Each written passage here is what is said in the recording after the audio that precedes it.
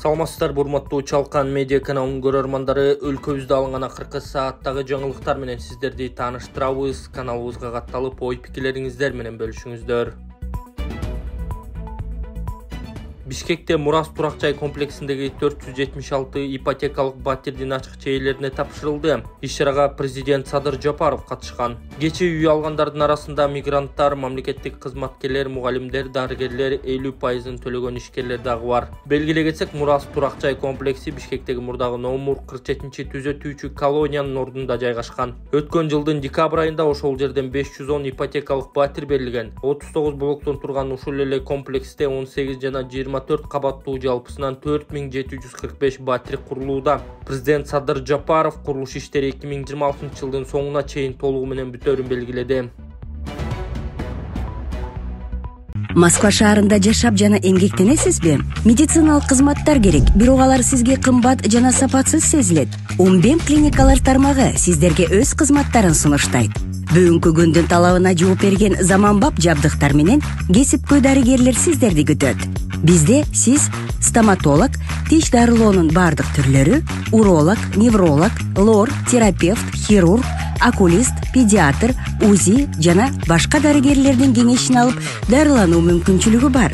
Умбем клиникалар тармагы бул жогорку сапаттагы медициналык жабдыктар менен камсыз болгон профессионал дарыгерлер. Сиздердин ыңгайлуулук үчүн Умбем клиникаларынын Москва шаары боюнча 3 медициналык борбору иштейт. Өзүңүзгө ыңгайлуу даректи тандап медициналык кызмат алсаңыз болот.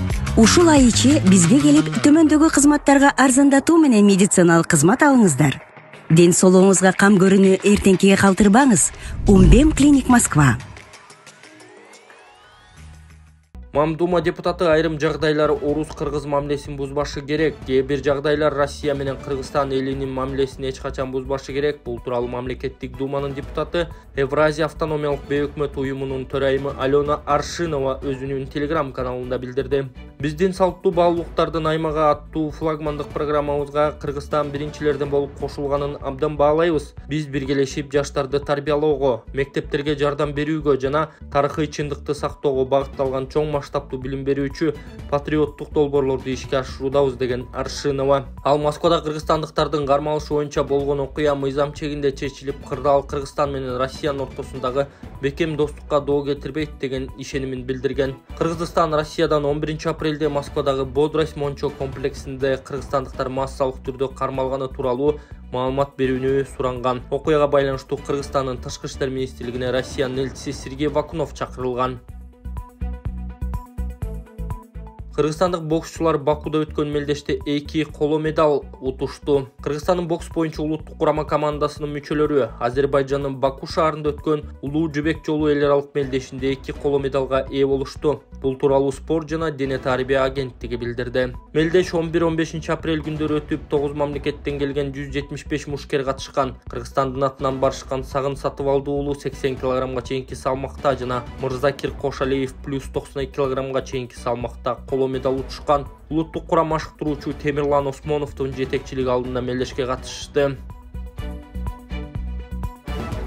Калкты тейлөө борборлору 1 майдан 12 майга чейин иштебейт. Бул тууралуу санариптик өнүктүрүү министрлигинен кабарлашты. Майрамдык эс алуу күндөрүнөн улам борборлор 12 майдан тартып ишин кадимки тартипте улантышат. Тагыраагы саат 9:00дөн 18:00га чейин иш, түштөнүү тыныгуусу 12:30дан 13:30га чейин болот. Министрлик түндүк портал аркылуу онлайн кезекке туруу мүмкүнчүлүгү бар экенин эскертти. Белгилей кетсек, жаңы эмгек кодексине ылайык 1-8 май эс алуу күндөрү деп белгиленген. Ал эми 9 май календарда кызыл болсо, 11 май дем алыш күндөрү. Ошто үйлөрдү бузуп жатканда 13 жаштагы кыз жаракат алды. Ош шаарында Наваи көчөсүндө жолго чыгып кеткен үйлөрдү бузуп жатканда 13 жаштагы кыз жаракат алды. Ош шаарынын Ички иштер башкармалыгынын маалыматы боюнча окуя 12 апрелде болгон. Үйдүн ичинде отурган кызга кум, кыш тийип, ооруканага жеткирилип медицина жардам көрсөтүлгөндөн кийин үйдүн ичинде отурган кызга пескоблок тийип, ооруканага жеткирилип медициналык жардам көрсөтүлгөндөн кийин үйүнө чыгарылган. Бул факты милицияда каттоого алынып, соттук медициналык экспертиза дайындалды. Кыздын тайнеси Клоп медиа порталына Ош шаарынын мэриясынын кызматкерлери үйдү бузуп жатканда небереси жалгыз болгонун айтып берген. Ош мэриясы бул окуя тууралуу комментарий бере элек. Түп райондук сотунун бөлүм башчысы кармалды.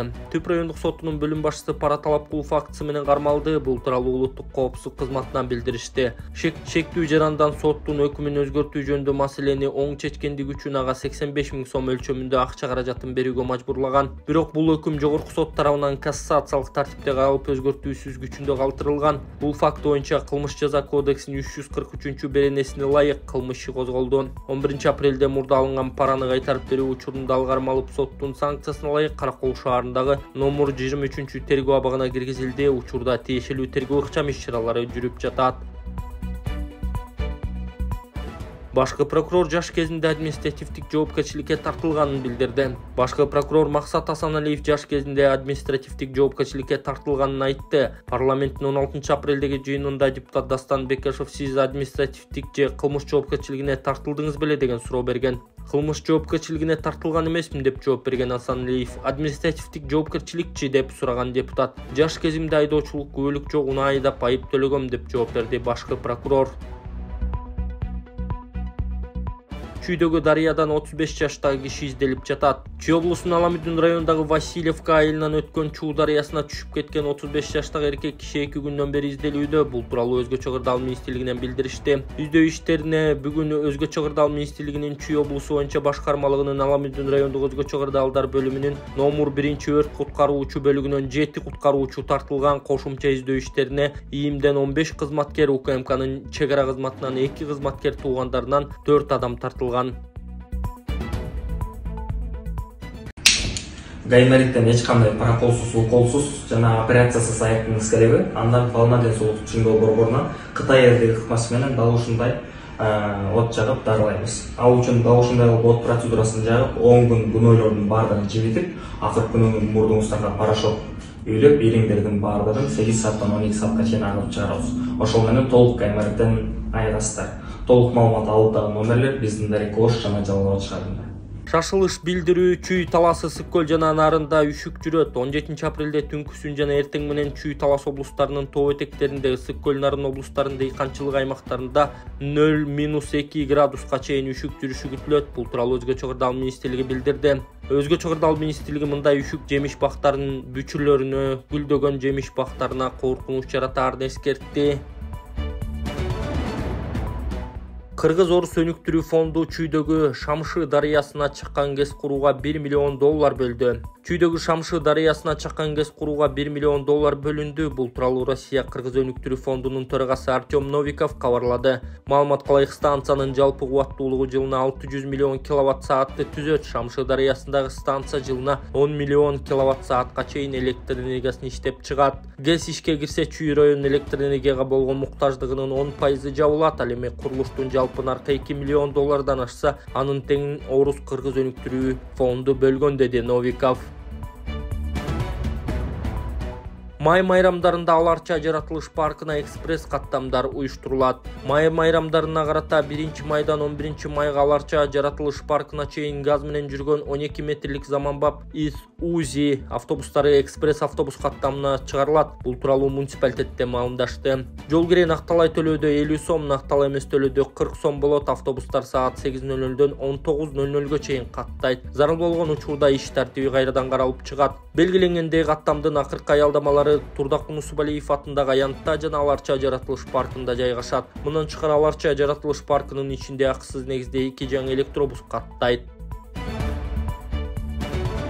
Министрлер кабинетинин төрагасы Нарында ипотекалык компания салып жаткан үйлөргө барды. Министрлер кабинетинин төрагасы Адылбек Касымалиев Нарын облусунда болгон иш жумуш сапарынын алкагында Кочкор районунда мамлекеттик ипотекалык компания тарабынан курулуп жаткан көп кабаттуу үйлөрдүн курулуш иштеринин жүрүшү менен таанышкан.